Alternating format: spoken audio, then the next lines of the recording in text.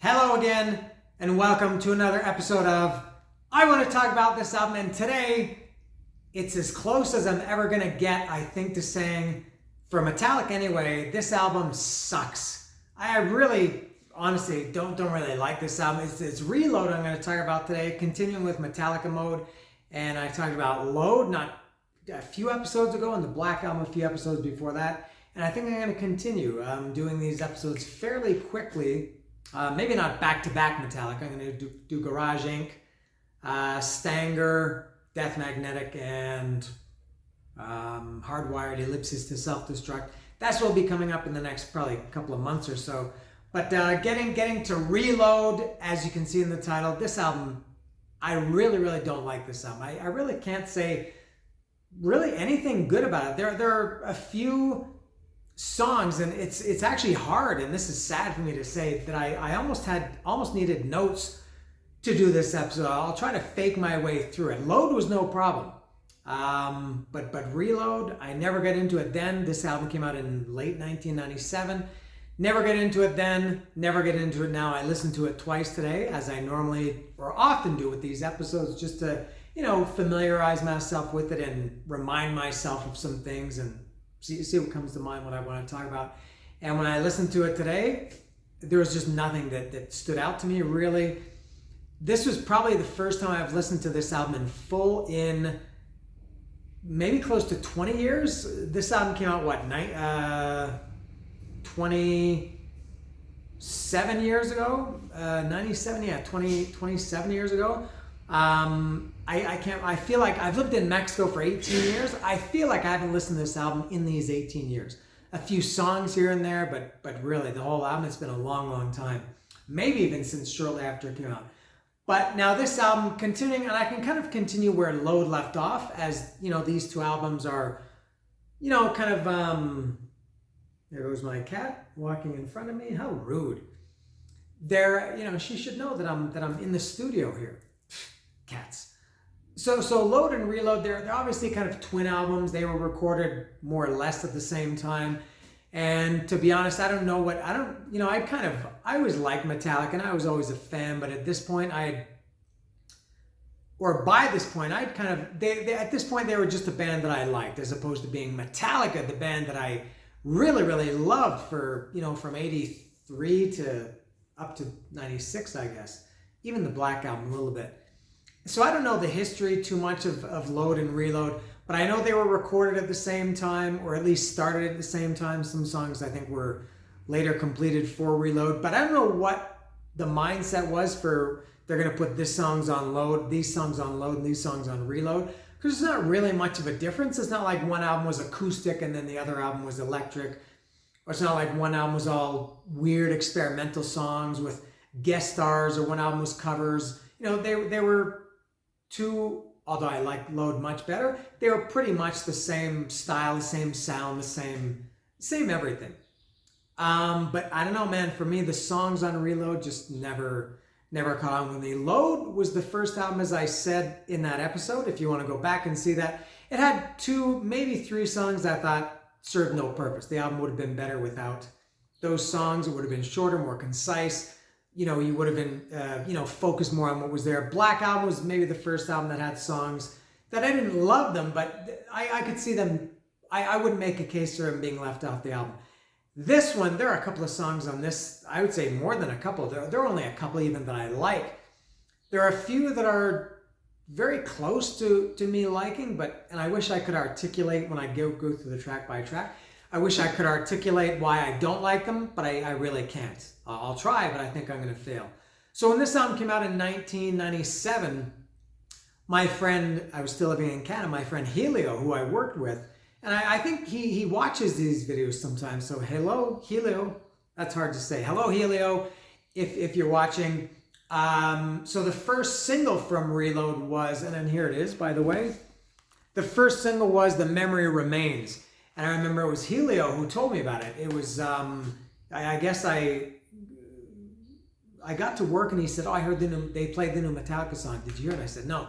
And I said, how was it? And he told me that, I don't know if he knew at that time that Marianne Faithfull was singing on it, or I just remember him telling me there was some weird backing vocals by a woman. I don't know if he knew that it was Marianne Faithfull or not. I guess they had played on the radio. The debut or the premiere was that day.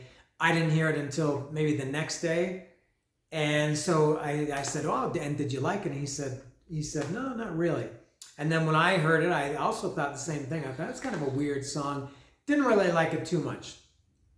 And often, the first single can kind of make or break, hopefully, make an album. But I think The Memory Remains kind of set the tone for me because I didn't love that song. And that's how I feel about the rest of the album. I guess that's all I can say about it for now. And like I said, I'll try to go through it. And again, it's too long. Load was 70. I checked after I did the episode. I said it was around 79 minutes. It was actually 79:59, 1 second less than the absolute maximum you can fit on a CD. I don't know how long this is. I guess it's around the same. It's 13 songs. Load was 14. So this is maybe a little bit shorter, although the songs are typically in the 5 to 6 minute range. But it's just too long. And this would continue through for the next, even up until 72 seasons. Their records were just too long. No record should be 79 minutes. That's what I think. Very, very few anyway. Greatest hits and compilations, that's okay. But for new studio music, these albums are just far too long. So I'll try to fake my way through the track by track now. And exact same packaging as Reload. It had kind of the same, not quite the lyrics, but like, for example, just part of the lyrics. Like here's Prince Charming. And that kind of turned me off and also didn't really encourage me to sit down and really, pay attention to the lyrics. Yeah. All right, so going through it track by track. The first song, of course, is Fuel. And now I remember when I first heard this, I thought, oh man, Metallica's back. After Load was, quite a change from the Black Album, and then Black Album was a change, although not as much from And Justice for All. When I first heard Fuel, I thought, oh, I fucking love this song. This is a great song. Metallica's back. They're fast. They're heavy again. And it reminds me of, I don't know if it reminded me of at the time, but looking back on it now, when I was a big Motley Crue fan from 83 to, 89, let's say. And, well, I've said before, Shout the Devil is for sure one of my top 10 records ever. I love Shout the Devil. And then Theater of Pain was incredibly disappointing. And then Girls, Girls, Girls was next in 87, and the first song on the album, and the first song that I heard, I guess Girls, Girls, Girls was the first song. But when I heard Wild Side, I guess that was when I bought the album. I thought, oh man, Motley Crue is back. They're kind of rocking, they're heavy again. This is a fast-paced song. And, that was just my first impression. I think that didn't last because Fuel, I think not too long after I heard it and heard it again, I thought, oh, this is not as good as I thought it was. But, give me Fuel, give me fire, give me that which I desire. And it's fast and it's up-tempo. It's faster and more energetic than anything on Load. Great way to start the album. I don't really think that way now. When I saw them last month, I did a review, I guess, and talked about it. I said, and I still, I think this, when they play Fuel live, it's one of the best. I wish every Metallica concert, I wish they would play Fuel at every Metallica concert. Way, way, way better live. It's a crowd favorite. It's like I said, energetic. The album version, I don't really have too much need to listen to it. I will always listen to the live versions of the shows that I've downloaded, of the shows that I've gone over the years, the official ones. And also, I think just lyrically, at the time anyway, and maybe even now, hearing Metallica sing about fast cars and burn your face upon the chrome and quench my thirst with gasoline, and I think I didn't really like Metallica singing about fast cars. Metallica was not a band that should be singing about. Motley Crue should sing about fast cars, and I'm not a car guy. I don't really like or care about fast cars or fast motorcycles for that matter, or fast cruise ships or anything fast, any fast vehicles. I don't care. Maybe fast women I like to hear about. But I thought, why is Metallica singing about, fast cars? It just didn't sit right for me. So there's Fuel. Next is The Memory Remains. I don't know what to think of this song. I guess overall I do like it. It's kind of sad to say that almost my two favorite songs are the singles for Metallica. You know, that was so, that would have been unheard of years ago or years prior. And also it's kind of hard for me as I listened to this today. I thought, what is my favorite song? There is one that I think is my favorite, but it's kind of hard to pick a favorite because sometimes it's difficult because you love every song and you really can't pick one that stands out as being so much better than the rest because they're all great. For me, in this case with Reload, it's just because there's not really too much that stands out, so it's hard to pick a favorite. But The Memory Remains,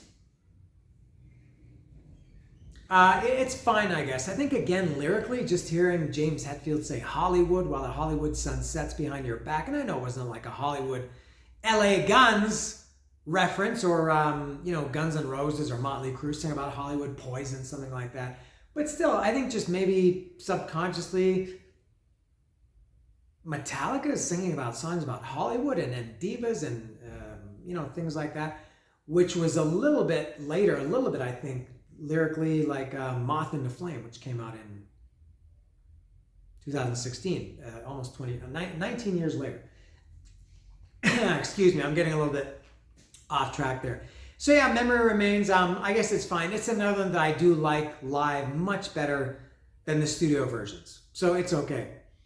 Next is Devil's Dance. The song sucks. The song just does nothing for me. It's, I talked about this on Load. There's a song called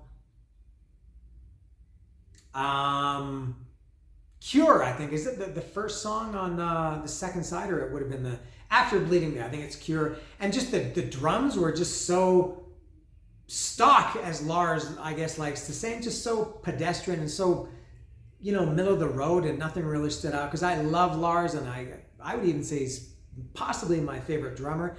I just thought the drums in Devil's Dance, because it's a drums and bass intro, I just thought it was kind of slow. It didn't have any energy. It had nothing that caught my attention. It wasn't slow in a good way, slow and heavy like, Harvester of Sorrow, For Whom the Bell Tolls, even Sad But True. It wasn't slow and heavy. It was just kind of slow and uninteresting. Let's Dance.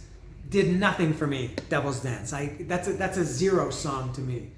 Now I need the track listing. Next was Unforgiven 2. This also, I think, kind of bothered me, and maybe it shouldn't have, but I just thought, why are they rehashing, an old song from two albums prior? Obviously The Unforgiven, now it's The Unforgiven 2. And it's, obviously it's not the same song, but it's kind of the same general structure. They call it The Unforgiven 2. It's kind of like a sequel. And that kind of turned me off. I thought, man, come on, you got to come up with something more original than that. And then they did The Unforgiven 3 a couple of albums later on Death Magnetic, which I will talk about at some point. So yeah, Unforgiven 2, maybe if The Unforgiven had never existed and then this was the first song I had heard, maybe I would have loved it. Or if Unforgiven 2 had been the original Unforgiven on the Black Album, maybe I would have liked it more. Maybe I would have even loved it. But just hearing it again, I just didn't really care for it. Better Than You. This is a song, and there are a few songs like this where, and maybe I should have said this in the introduction because nobody's listening at this point. There are some songs on Reload that maybe I like the verse, but I don't like the chorus. Or I like the chorus, but I don't like the verse. Or I like the intro, but I don't like the body of the song. And Better Than You is one, I kind of like the intro. It's it's kind of heavy and you feel like it's going somewhere. And then when the verse comes in, I really, really don't like it. And that's another thing maybe I should have added at the beginning. I really didn't and don't like James Hetfield's vocals on this album. Not his actual singing, not his voice, but just like his vocal melodies. They just, I don't know, they just didn't do it for me. I don't know, again, I don't know how to articulate that. And Better Than You is one, that opening verse, opening line of the verse, and I don't even know what it is. And it's pretty sad that I have to, that I can't just automatically recite Metallica lyrics. No, it's just Better Than You, Better Than You, Better Than You, Better Than You. Yeah, I do like that Is it I'm striving to be better than you? I like that. I like the if that's the chorus and it's kind of heavy and that's it, but yeah, that's it. So better than you, not really better than anything, this song. Next is Slither. What is this one? This is Don't Go Looking for Snakes, You Might Find Them. Did I hate this song? Hate the intro, where it just sounds like not a Metallica song. God, I have to check again. Yeah, Don't Go Looking for Snakes, You Might Find Them.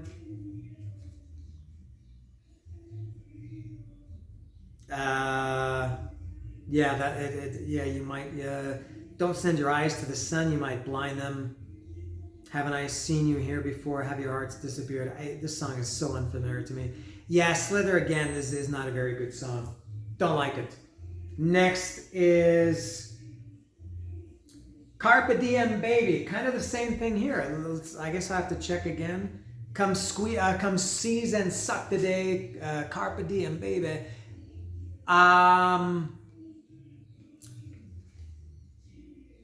Hit dirt, shake tree, split sky, part C, strip smile, lose cool, bleed the day, break the rule. These lyrics are totally unfamiliar to me. This song was okay. Carpe Diem Babe, I think is better than the previous few. It's still not great, and maybe also it bothered me that Metallica had a song called or with the word baby in the title. I don't know. That probably didn't bother me, at least not on the surface, but maybe deep within my subconscious it bothered me. Yeah, Carpe Diem Baby, so-so. I'll just keep this here. What was next? Bad Seed. This is another one. Choking on the Bad Seed. What about this one? Now first of all, man, and I'm not saying this is intentional. I'm sure it's not. There's a Motorhead song on Bastards, the song which came out in 1993, so before this, and it's called Liar. And I said at the time when I talked about Bastards some months ago that that's for me one of the great Motorhead songs, not ever, but of that era, of the 90s Motorhead. And this song, Bad Seed, totally, I mean, it's really, really, as if they said, hey, we like that song, let's do a cover of it and we'll just change a few things. I'm not saying they did. I highly doubt that they did. I'm not sure if Metallica was really influenced by Motorhead at this time. But go back and listen to Liar by Motorhead from the album Bastards, 1993. I dare you to tell me that I'm wrong. As a song, it's okay. This also had a cool, the music was cool. What were the lyrics of this one?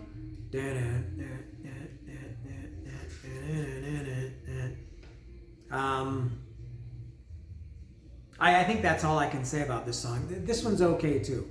Maybe I just liked it because of the Motorhead connection. But yeah, Bad Seed again, nothing. I think there were some parts, some aspects. Why do I keep going to put that away? Of Bad Seed that I did like, but overall, no. Next is Where the Wild Things Are. This song, this one, and there's one more. 0. This song is a fucking 0 to me. What a shame it is that I think now and thought then that there was a Metallica song that would just have nothing for me. And this was, I think, the one co-write that Jason Newsted had. That has nothing to do with that. I'm just pointing that out because he had one co-write also on. Did he have one on Load? I don't think he had any. I know he co-wrote My Friend of Misery on the Black Album, but Where the Wild Things Are, that's a nothing song to me.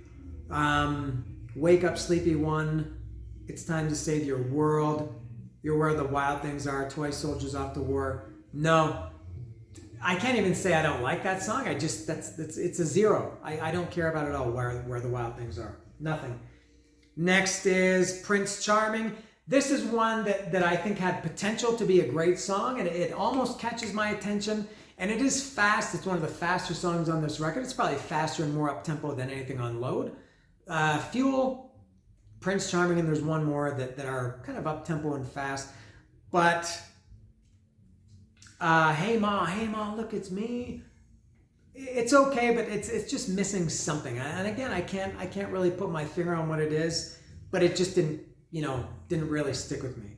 Next is Low Man's Lyric. You know what? This, I have to say, this is my favorite song, which is kind of strange because this is, Low Man's Lyric is, I would say pretty clearly the most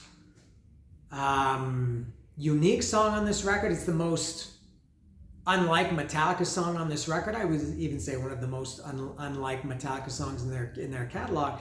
It's got a hurdy-gurdy in it. Did you know that there's an instrument called a hurdy-gurdy? I don't know if I knew it at the time, but somebody is playing a hurdy-gurdy in this song, and it's I like the kind of lyrics on Low Man's Lyric. Kind of, I'm not sure what they are. My eyes seek reality. Are there lyrics on here?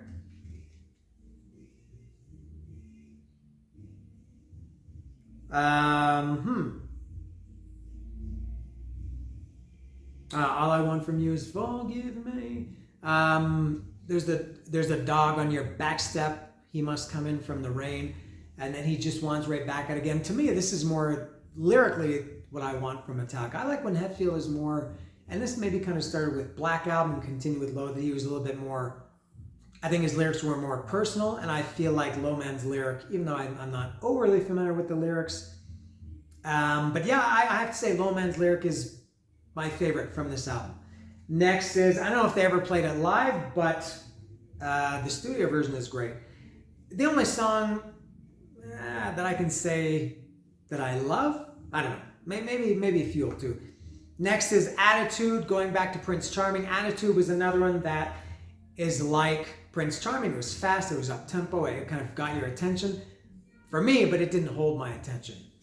And Born Into Attitude. And again, it's so close to being a great Metallica song, but it's not. Yeah, I Hunger, I Eat. It's unfamiliar to me. I just remember Born Into Attitude, Asleep at the Wheel, and that's all. And then the last song is the second of two, Where the Wild Things Are was the first one. It's called Fixer, and this song, it's hard for me to say this song sucks, but this song, it sucks, and I think a lot of people really love this album. I think people have a tendency, Metallica fans have a tendency to automatically be drawn to the last song on the record, especially when it was a long one. Inamorata, the last song on 72 Seasons. From the time that came out, which was, I guess, at this point, a year and a half ago, everybody was and Spit Out the Bone on Hardwired before that. Everybody was oh my God, Inamorata is the best song I've ever heard. And I think a lot of people feel that same way about Fixer. I don't think either. I think Fixer, as I said, is a zero song for me. I think Inamorata is not too much better. Maybe it's no better.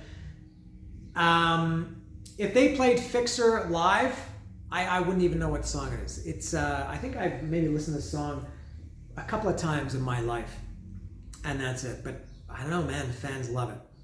Yeah. So that's it. That's Reload. Disappointing for me to talk about a Metallica album this way, but. Yeah, I really think this album, it kind of frustrates me, and I think at the time also frustrated me that it just wasn't what I wanted from Metallica. Some people had that with Black Album and even Justice for All. But yeah, so that's it for Reload. This album sucks. I'm leaving.